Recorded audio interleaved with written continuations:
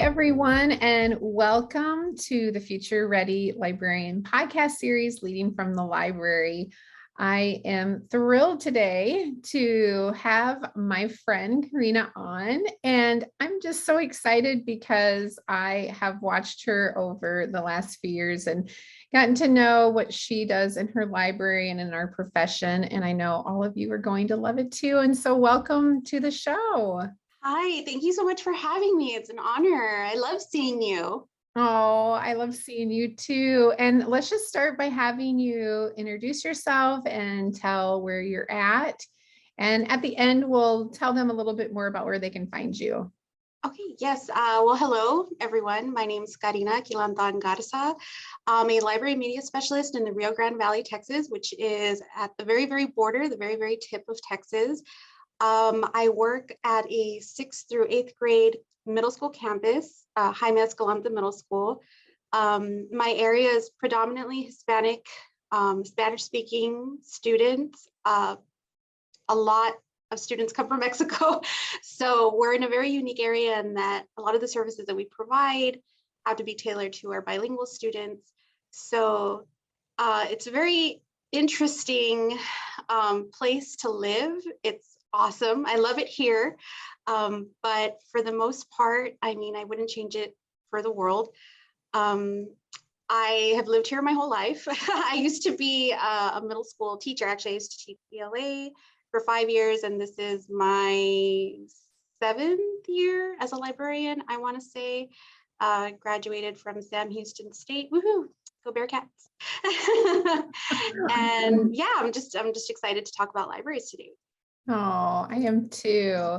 I know as we were just getting connected today, she was telling me about how they weren't at school all last year. And so coming back in the fall, and I find that, and I'm sure others would too, because we're all in different places, you know, just what it looks like now in your library and even what it looked like last year too, just to start. So last year we were completely 100% remote. Towards the end of the year, we did open it up to students who opted for in-person instruction, mainly tailored for the students who were showing to fall behind online. They were showing that they were kind of losing progress, I guess you could say. So a lot of the things that I offered, well, because I was working from home, had to be strictly via online classrooms, online messaging systems. So using a lot of the online resources in the library was something that I really had to push. And that's something that I tried to promote before the pandemic, ebooks. And I just felt like it didn't really have a lot of buy-in until people were forced to use it. My students were forced to use it, the teachers were forced to use it. And coming back in person kind of gave me this unique perspective. I think it gave everybody a unique perspective on how we're really blending the resources that we had available and how we're going to manage balancing everything that we did online in addition to everything that we're doing in person. So it's been a very interesting experience. And like I was mentioning to you before we started recording, was that a lot of the things that I used to do before in the library, I'm now changing or adapting or just scrapping altogether. There's certain programs that the kids aren't interested in anymore. There's books, you know, that it's all about TikTok books now. So using that type of social media outreach to promote what the kids are into, you know, so much has changed in a year, not just because of the pandemic, but socially, you know, and everything that's popular now. It's just amazing to see how fast the kids have grown. The last time I saw them, they were in 6th grade. Now they're in 8th grade, you know, my 8th graders. And it's just amazing seeing them grow and how I'm kind of refining the library services to reflect their growth and my growth too as a librarian, and things that I've learned along the way to see what works for me and what doesn't, and what works for them and also what doesn't.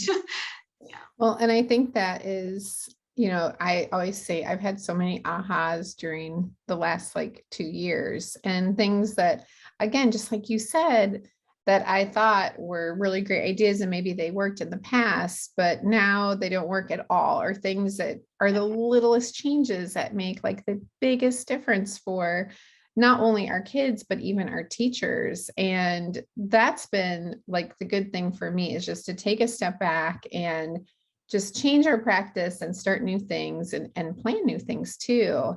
Yes. And I find it one thing that, as we were getting ready for our conversation, one thing that you mentioned is that you use library data to develop your programming for your patrons. And I'm really interested in what that looks like, and I'm sure that that has changed, as well. Oh, yes, definitely. So prior, pre-COVID, I guess we could say, I mean, I don't even know what we call it now, but before the apocalypse. No, I'm just kidding. um, Mostly my circulation data was what drove a lot of the decisions. What are the kids reading? What is it they want?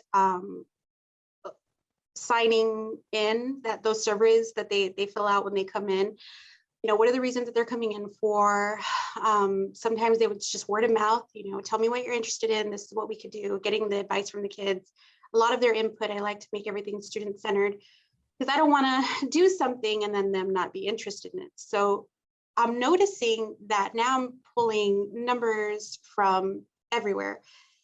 If I post a tutorial on YouTube, what are the viewing analytics, right? Who's actually watching it? If I know that only 2 people have seen my video, then I know to address it during class, send an email about it, make sure it's in the newsletter, post it on the website, post it in Google Classroom, make an announcement on social media. So everyone has access to whatever tutorial it is that they need, whatever information they need. I always tell librarians, don't underestimate the power of a survey. Whatever survey you send out, use that data to determine what your learning community needs, because we may have plans, right? But we also need to fill in those gaps first. So I may have all these plans for the school year, but if there is an immediate need, then I know to tackle that first. And the way that I like to do that mainly is, well, since we're in person now, I really enjoyed library orientation this year because I sent out a student interest survey and an interest survey for my staff. So for my staff, I knew exactly when and which days to offer Appy Hour or Lunch and Learn, what type of tutorials they were interested in as far as like tech tutorials, what applications do they still have trouble with that I can help them with? Were they interested in a staff book club or not? Are they interested in podcasts? Surprisingly, yes. So just kind of giving them podcast lists, reading lists, creating groups in Mac and Via, resource lists for them for classes, their curriculum. For students, what type of books are you into? When's the last time you visited the library, and when's the last time you actually enjoyed an activity? Well, tell me about the activity. Is there something that you would like to do this year? If you don't know, okay, then tell me about the books that you like. What type of clubs do you like to participate in? I mean, it was just a really neat way to kind of gauge where the students are and were, because the last time that they visited the library, for example, my 8th graders, they were 6th graders. My 7th graders were 5th graders. 6th graders were 4th graders. Their views and their perceptions of library services are definitely dependent on how they were in elementary. And now that they're in middle school, I just wanted to kind of give them an opportunity to show me who they were and kind of use that to develop, I guess, an area where they could feel safe enough to explore the library without feeling judged or without feeling like, oh, I can only be here if I'm reading, that type of mentality. That's not what I want. And I haven't seen them in forever in person, and I wanted to make sure that it was a welcoming space where they can know that this is a place that they can visit to be creative, to feel seen, to feel heard.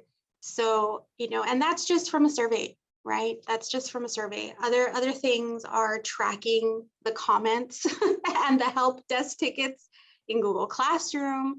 I mean, I was just telling the teacher the other day, I had about over 360 requests just the first week as private messages from students, through the help desk. And that in itself is amazing, because how I couldn't say that before. I couldn't say that before. I mean, yeah, I would track in-person visits, but now I was telling my husband the other day, now I feel like I'm catering to two worlds, right? I'm catering to two types of students, not even three types of students. Yeah. Catering to the student who only comes in person, I'm catering to the student who only interacts with me on Google Classroom or online. They won't step foot in here, but they are interacting with me online, and they're reading ebooks and, you know, participating in the online trivia. And then I have the students who do both. They visit me in person, but they're also interacting with me online. And in a way, it's almost like more work, but it's more of a reach. You know, I'm reaching out to more students than I could have possibly have done before. And I love that, because I'm not just tracking reading, you know, words read. I'm not just tracking, you know, are you, you know, participating in the AR quizzes? Now I'm tracking trends, you know, I'm tracking student interests, I'm tracking their personalities, how they grow throughout the year. You know, one day they're interested in high fantasy, next week they're interested in the latest manga series because they saw the anime on Netflix. So yeah, it's just, it's intense. It's a lot, but I love being able to see how those types of numbers, how those types of interactions, the viewership changes what I do on a daily basis, because every day is different. And I love it when the kids ask me, hey, you know, what are we doing this week? I don't know. Like, I don't know. What do you want to do? Let's do it. So really, That is amazing. Well, and kids have gotten so much better and like more comfortable at being communicators online and sharing. And that's been like, hearing you say that, it is totally evident of what I've seen too within our school, because they have that comfort and they have that knowledge of how to be a communicator, and they know that how to reach us now a little bit better. And it sounds like your kids, I can't imagine 300 and some. Were they asking for books? Or were they just asking for all kinds of?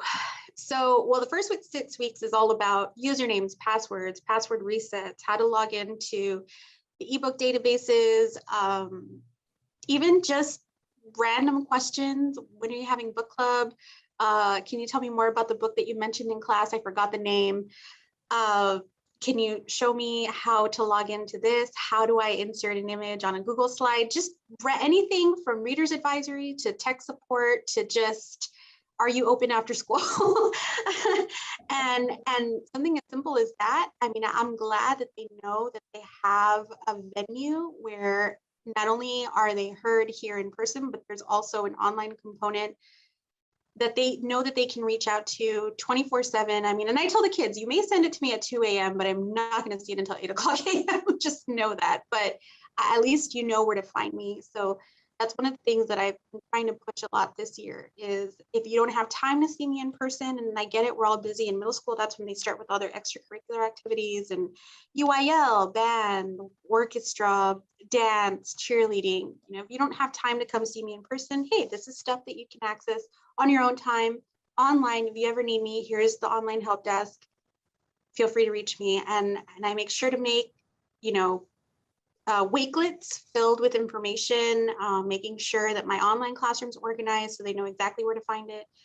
Sometimes I feel like I have a tutorial for the tutorial, just so they know. So there's no confusion about how to go about that. But honestly, it's easier said than done sometimes. But at least I know that I'm documenting in one way or another, and just trying to justify that the library's resources are important, the outreach is important, and that need is there for a reason, and we're here for a reason. How else will they know, you know? So That's amazing. I love it. Well, and also I think that it's so interesting to like get a pulse on one of the biggest things, especially for us, I think middle school kids. It's that, you know, elementary, between that high school, middle school is kind of, for a lot of people, that group of kids who are hard to connect with, for whatever reason. And it's the things that you're doing is just good for everyone who works with middle school kids to hear. If you take those little steps and just finding if it's a survey or talking to them or having your classroom set up online, whatever it might be, that's the reach that they need, because you're hitting all of them regardless of where, they're at and how they're connecting. So I think that's wonderful. So how do you do, I know people are probably wondering too about your help desk. How do you do your help desk? Is it like an online program in No, yeah. It's really simple. So I used to do one on Flipgrid, but I wanted something a little bit more private because I noticed that whenever they would post a question, other students could see it. So what I did was I adjusted it so that I made a fake assignment on Google Classroom, and through the assignment, there's an option for private message or private comment. So I'll show them how to access the placeholder, right, the assignment, and they would just send me a comment through there. And I have notifications set up, so whenever they send me one, I get an email and I know to tackle it right away. So sometimes, and I'll tell the teachers, if I'm sitting behind my desk, it's because I'm probably responding to like 12 requests today. So it's not that I'm not doing anything, it's just I have to make sure that I'm accounting for those kids as well. And sometimes I forget. Sometimes I do. The day gets so busy. I can tell that the kids were starving for books. They were just really ready to get back into the library again. I'm just really impressed with the level of interaction from the kids in person this year. It's amazing. You can tell that they missed being at school, but I'm also having to account for the students that opt for remote conferencing. And sometimes the day gets so busy that I have to make sure that I'm putting it in my calendar or in my planner and like, hey, set aside at least 30 minutes to catch up with anything that the kids might need, in addition to what the teachers' needs are. If they're not contacting me, by stopping by in the library, they're sending me an email. They're also not checking up on me. I shouldn't say that. They're messaging me on Teams, right, to see if I can help them out with a certain aspect of Google Classroom, because they're also expected to cater to the virtual students as well. So it's intense. I mean, I really do feel for teachers right now, having to balance blended learning strategies when they've never had to do it before. And a lot of it just takes a lot of patience and a lot of planning, and just overall just having to remind yourself to stay calm. It'll get done. I may have a list of 20 things on my to-do list and I'll probably never get to them. But as long as the kids, the teachers, everyone's accounted for, then I know that at the end of the day, I know I've done my job. So.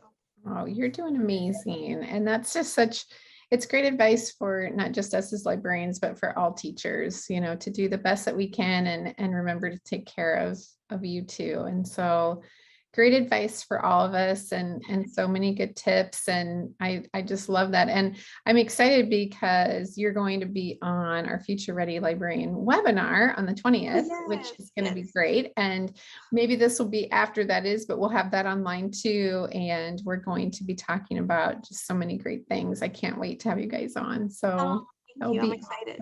I know. Well, tell everybody where they can find your awesome work online, where they can find you on social, and if you have a blog or anything you want to share.